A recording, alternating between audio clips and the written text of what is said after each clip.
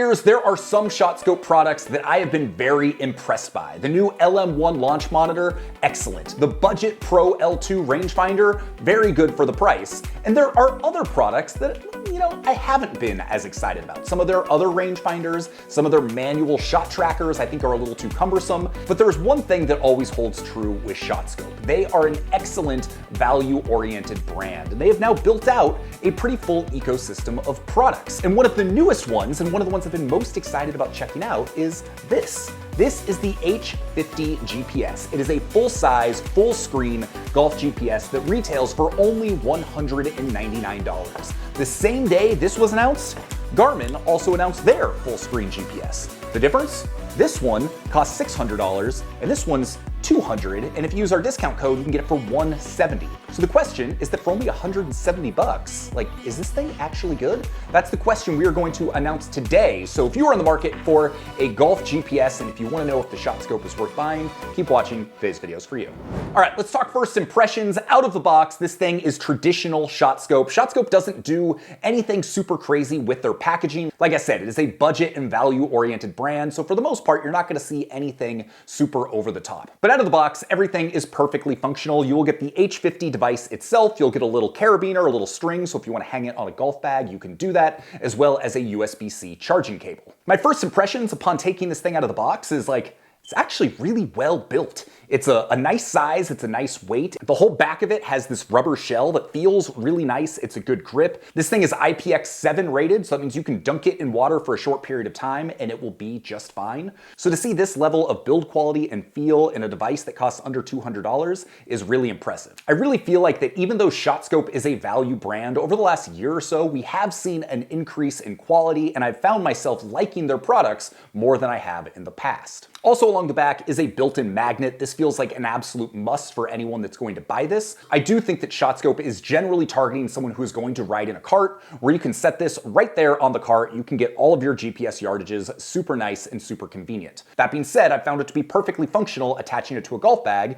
and just being able to look down and get my yardages whenever I need them. I will say that I found it a little bit interesting that in 2026, there were two full-size GPS units that were announced at the same time, just because I feel like it really is a little bit of a niche product. So many people are just using their smartphones or their watches for GPS yardages that a lot of people aren't necessarily looking for a full-size GPS. But for those of you that are, let's talk about setup and how this thing performs on the course. Setup out of the box was pretty straightforward. You will need to pair this with the ShotScope app. So if you don't have the ShotScope app, you'll have to download that, create an account, and so on and so forth. When I first received this, there was a firmware update. The whole process wasn't the fastest. It took, 10 to 15 minutes in order for everything to download and install. But once it did, it was good to go, and using this has been very seamless. One of the biggest trends we are seeing in golf tech lately is brands that are building out their full ecosystem.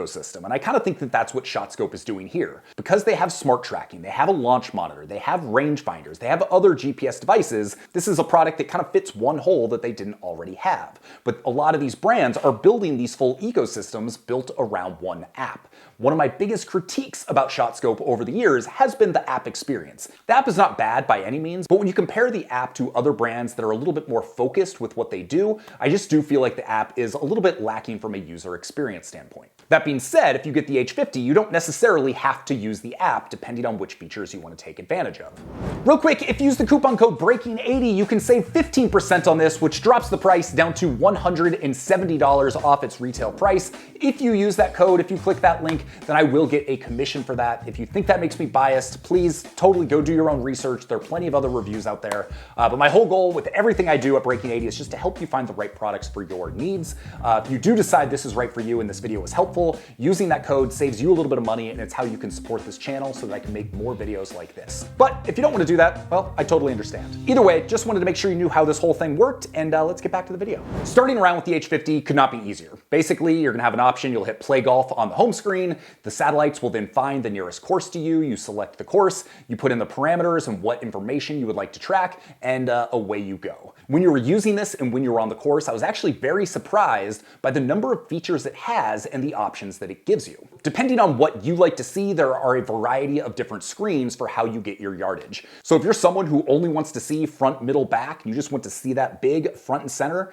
you can do that with the H50. If you would like those yardages, but you would also like to see a whole map where you can see hazard distances or easily touch and drag in order to get a yardage to any point on the hole, you can do that as well. If you're someone who finds value in green heat maps, you can get that data. When you get up to the green, it will show you exactly what all the breaks are for many courses in its database. So pretty much no matter what GPS features you would like to see, the H50 can do it. And that's honestly kind of what you would like to see with a full-size unit like this. That's one of the big benefits, is very easily being able to touch and grab and get all the yardages you need very quickly, as opposed to doing it on a watch, which sometimes can be a little bit more cumbersome. All right, just a couple quick thoughts, because I've been out here comparing the Garmin G82 to the ShotScope H50 directly, and keep in mind, $599 Garmin device, $170 ShotScope device. So while these are competitors, they're definitely in two completely different brackets. So a couple things I've noticed having these side by side. One, the Garmin just works better and more seamless. It finds the GPS faster, it refreshes the GPS numbers a little bit faster, and it does a better job of recognize when you're going from hole to hole. That's not to say the ShotScope does a bad job, but there have been a couple times that it didn't recognize I was switching holes, so I'd have to go in and manually select it.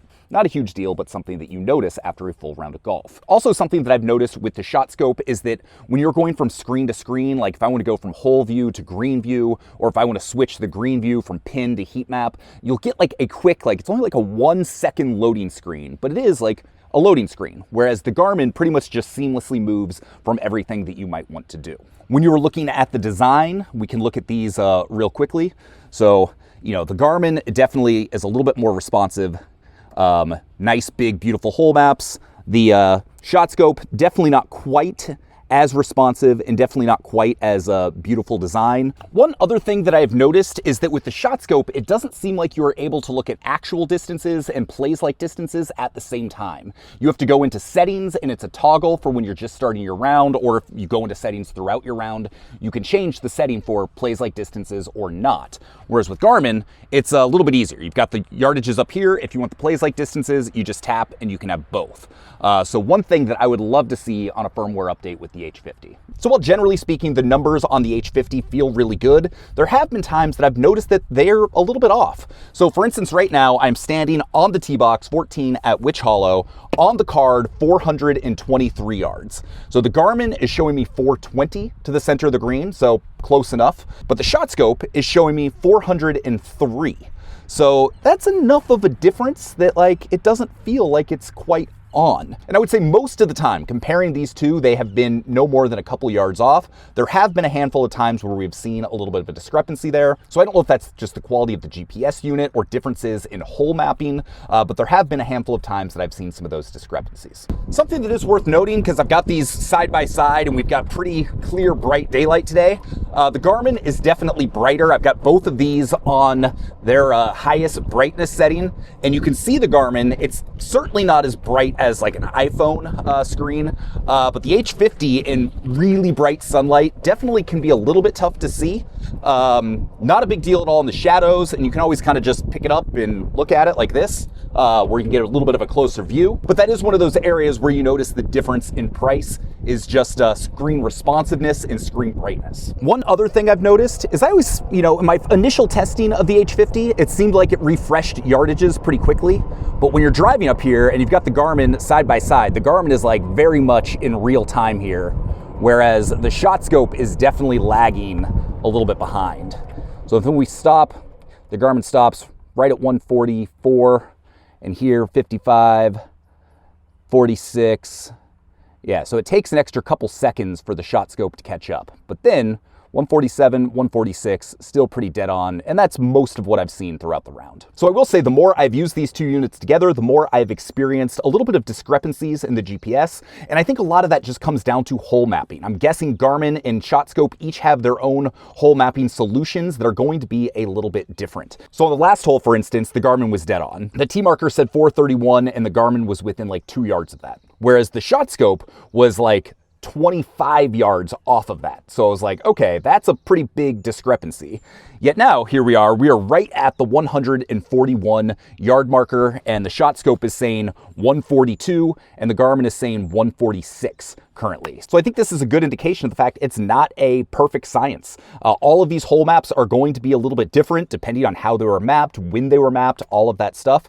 I have seen more dramatic variations with the H50 than I have with the Garmin. But again, this gets kind of into nitpicking stuff. I will say the 25-yard difference on the last hole was a little bit concerning, but I haven't seen discrepancies like that very often at all. In almost every case, both of these, while they might be, 2 to 5 yards different from each other at any given time or dead on, it's all going to be generally close enough to give you the information that you're looking for. If you're really serious about getting the most precise yardages possible, then I recommend you just go get a laser rangefinder. But in testing both of these GPSs for accuracy, I will say they've mostly been good. The few occasional outliers, more of which with the H50, but 85–90% of the time, they've all been really close and perfectly acceptable. That being said, I do have a handful of critiques around the H50 that I feel like I should mention. One, while the screen is responsive, it's not like iPhone responsive. So many of us, when we're using a full-size touchscreen like this, we are used to an iPhone, an Android phone, we're used to the best-in-class smartphone responsiveness. This isn't bad by any means, it's still mostly pretty responsive, but it's not that responsive. And when you're used to having something like an iPhone, and you're using this and maybe it lags just a little behind or it's a little slower, you have to do an extra tap or two from time to time to get it to do what you want to do, that can cause some mild annoyance. For the most part, for the way I use a GPS, I really didn't find that to be that big of a deal because I wasn't actually using the screen all that much when I was playing. But if you're someone who wants to use these features to their full capabilities and you're interacting with the screen a lot on the golf course, then that might be a little bit more frustrating for you. What are some of those features that you might want to use? Well, you can keep score with this. So if you're someone who wants to use this to enter your score or even the score of your entire group, obviously you're going to interact with this screen a lot more than someone who's just getting GPS yardages. Along with that, this device actually has built-in shot tracking, and this is one of my other big critiques. So many of you know I'm a die-hard Arccos user. I think Arccos is best in class when it comes to shot tracking and the app. I do think the value proposition on some of the automatic shot trackers that ShotScope makes, like the X5 watch for instance, I think is very, very good, especially considering they don't have a subscription. But when it comes to manual shot tracking, and that's what this is, that's where I start to have an issue, and honestly, I just think it is too much work to actually do it. So what does that mean exactly? Well, it means if you want to track your shots on this, you have to go into the menu, and you hit shot tracking, and then you tell it what club you hit, and you do that for every single shot you hit on the golf course, and it will mark it via GPS, and then at the end of your round, you can go into the app, and you can edit it to make sure that everything is accurate. But all of those clicks for every single shot you hit, that is just too much work, and I don't think that there are very many people that are actually going to want to use that just because it is so time-consuming, cumbersome, and it's not a great experience. So if you're someone who is serious about shot tracking, I would look at some of the automatic shot trackers that ShotScope makes, or Arccos, or Garmin, rather than planning to use that feature with the H50. When it comes to the Garmin that retails for $600, this is a little bit different because it also has a built-in launch monitor, but overall, everything is just going to be a little bit better. The screen is a little bit higher resolution, the screen is a little bit bigger, everything's a little bit snappier, and it has the Garmin app and the Garmin ecosystem, which I found to be just better than the ShotScope one. But again, over 3 times the price when you factor in discounts, so it's kind of not necessarily the best comparison. For maybe a more accurate comparison, there are some SkyCaddy products out there that are in the $300 to $400 range. Unfortunately, I haven't reviewed any of those, so I cannot compare them directly to the ShotScope. Okay, I'm gonna do my summary again because I've actually gone back out since I initially recorded this video and I have done more testing with both of these units. So final thoughts on the H50. Still an excellent device for the money. $170, you are not going to get a better full screen GPS device than that. Brightness, I wish it was a little bit brighter. Responsiveness, I wish it was a little bit more responsive. The user experience is mostly really good.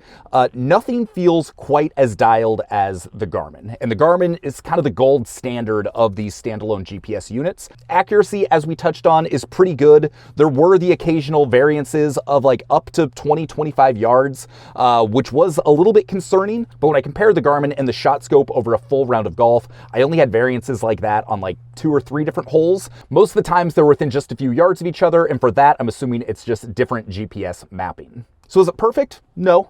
Are there things that I would love to see improved? Yeah, but also, like, for that price, you can't be that picky, honestly. So if you're looking for a full-size GPS with built-in hole maps, shot tracking, scorekeeping, and especially if you are already in the ShotScope ecosystem, the fact you can get all of your yardages and shot tracking, get that for every round, have that in the app as well. I really do think it is an excellent addition to the ShotScope lineup, to their ecosystem. But again, as with my thoughts on most ShotScope products, good, not great, not best in class, but probably best in class for the price. And I think that's what we've just come to expect from ShotScope.